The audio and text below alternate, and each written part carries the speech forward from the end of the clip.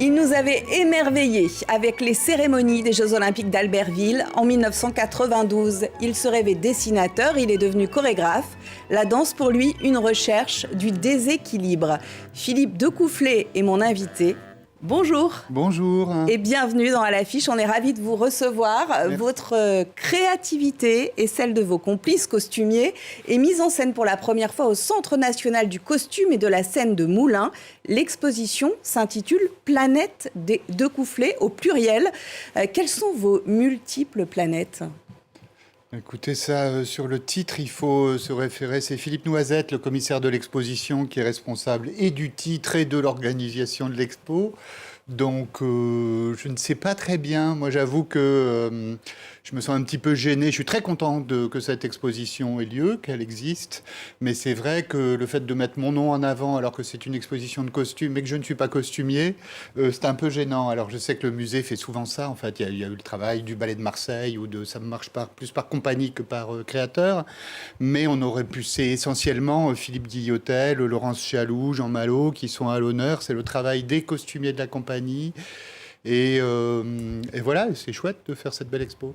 Et dans cette exposition, on peut donc découvrir ou redécouvrir l'un des plus beaux vestiaires de la danse contemporaine. Plus de 100 costumes issus de 4 décennies de création, de la trilogie Codex, Décodex, Tricodex, à ceux ludiques, graphiques et colorés des Jeux Olympiques d'Albertville. Regardez.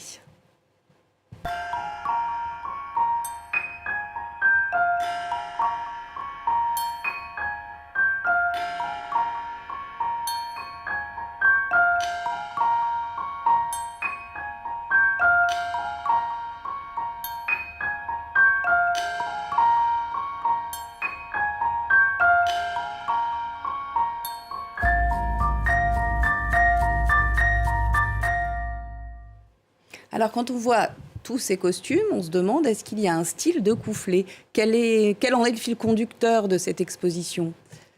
En tout cas, ce que je voulais dire, c'est que souvent, quand on voit des costumes de scène, on ne comprend pas à quoi ils servaient. Et là, je me suis un petit peu battu pour faire en sorte qu'à côté des costumes, on puisse voir des vidéos dans lesquelles on voit à quoi servaient ces costumes, à quoi ils sont reliés, à quel tableau. Parce que parfois, il y a des choses dont on ne comprend pas le sens, et le sens arrive quand on voit le tableau en question. Alors, est-ce qu'il y a une unité ?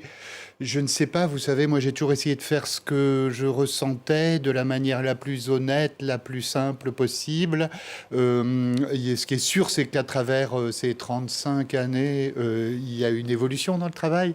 J'ai commencé par vouloir modifier le fonctionnement du corps humain en rajoutant des bras, en rajoutant des jambes, en rajoutant des contraintes, en devenant un microbe, en devenant une banane, en devenant des légumes, des végétaux, des animaux, toutes sortes de choses. Donc il y a eu tout un travail sur la transformation du corps pour qu'il devienne autre chose. Et puis après, au bout d'un long temps, j'en ai eu un petit peu assez. J'ai voulu aller vers quelque chose de beaucoup plus simple, passer à travers le corps humain.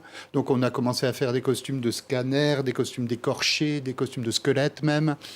Et puis aujourd'hui, je suis plus dans l'humain. J'ai envie de montrer des êtres humains tels qu'ils sont. Donc c'est sûr qu'il y a une évolution dans le travail.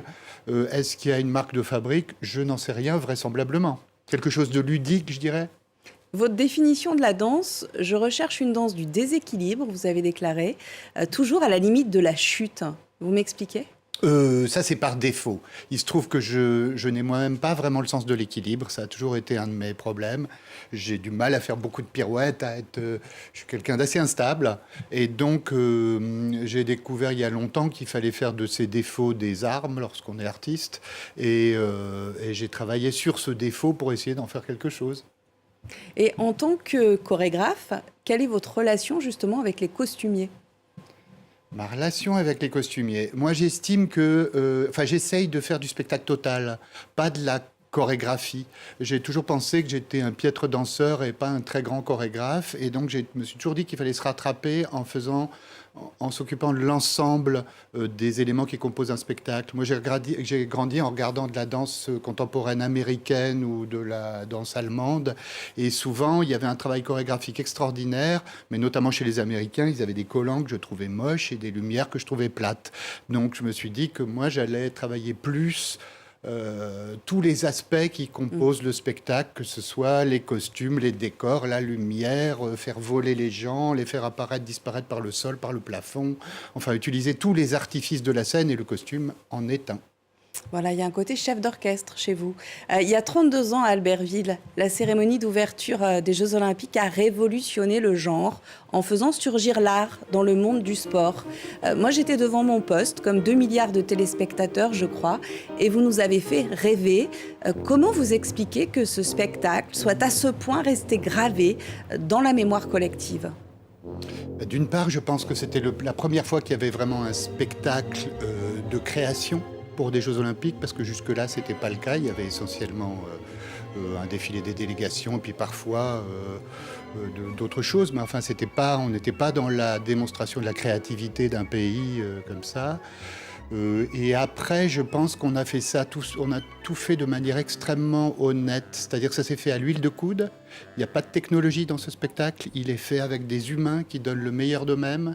Et ça, je pense que c'est toujours touchant. Donc, je pense que c'est assez rare et que là-dessus, c'était assez réussi de faire un spectacle immense, gigantesque, mais en même temps très humain. Et c'est le clou de l'exposition. Une salle entière est dédiée aux costumes délirants des Jeux Olympiques d'Albertville, signé Philippe Guillotel. On se souvient des femmes habillées en boules de neige, des acrobates, des oiseaux danseurs. L'imagination était au pouvoir. C'était une époque bénie pour la création.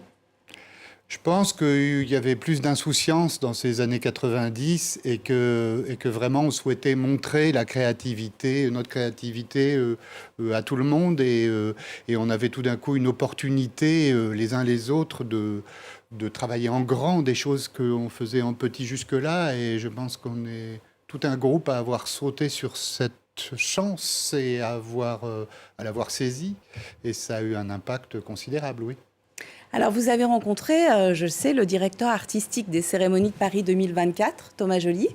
On va l'écouter parler de la mise en scène qu'il envisage. C'est absolument tout ce décor duquel je vais pouvoir me servir. L'eau, bien sûr, les quais, les ponts, les bâtiments, les toits, les façades de monuments, parce qu'il y a beaucoup de très beaux monuments qui jalonnent tout le parcours. Voilà, c'est comment est-ce qu'on prend possession de l'espace public et qu'on le poétise. Voilà, il explique qu'il va prendre absolument possession de Paris, de l'espace public, de ce décor qu'offre la Seine. Ça s'annonce assez spectaculaire. Vous lui avez donné quelques conseils ? Non, il n'en a pas besoin. Je pense que si on l'a choisi pour mettre en scène ces cérémonies, c'est parce qu'il est compétent et que c'est la bonne personne au bon moment. Donc je n'ai pas interféré là-dedans. Ce que je vois bien, c'est que lui vient du théâtre, moi de la danse. On n'est pas dans les mêmes mondes, pas dans les mêmes univers. On ne travaille pas de la même manière. J'ai rencontré quelqu'un de très gentil à qui je souhaite beaucoup de réussite. Après, c'est sûr que le monde a changé depuis 92 énormément, qu'aujourd'hui le marketing prend une place considérable, que la sécurité est un élément essentiel et c'est plus difficile, c'est plus complexe. Donc d'une manière globale, moi je prônerais un retour à la sobriété. On parle de votre spectacle Stéréo, votre dernière création, Philippe Decoufflé, qui continue de tourner. Il met en scène votre passion du rock, tendance David Bowie. Alors ça, c'est un spectacle musical, oui, qui se joue encore à Carcassonne, là, au mois de juillet, et qui va encore tourner un petit peu à la rentrée. C'est un spectacle qui s'est vraiment bonifié avec le temps. Il a mis longtemps à mûrir, mais maintenant, je pense qu'il est vraiment chouette. Une belle équipe, un bel orchestre. Donc oui, c'est vraiment ce spectacle-là, c'est un retour à mon adolescence, et c'est un truc sur la musique et la danse, le rock and roll je voulais avoir une bouffée d'énergie positive après le confinement, et j'espère que c'est le cas. Beaucoup d'énergie sur scène, effectivement. Et votre coup de cœur culturel, c'est la rétrospective Jean Hélion, du nom de ce peintre français, pionnier de l'abstraction au début du XXe siècle. L'exposition est à retrouver au Musée d'Art moderne de Paris. Je crois qu'elle vous fait beaucoup envie, c'est ça ? Oui, je ne l'ai pas encore vu, mais c'est un artiste que j'apprécie beaucoup.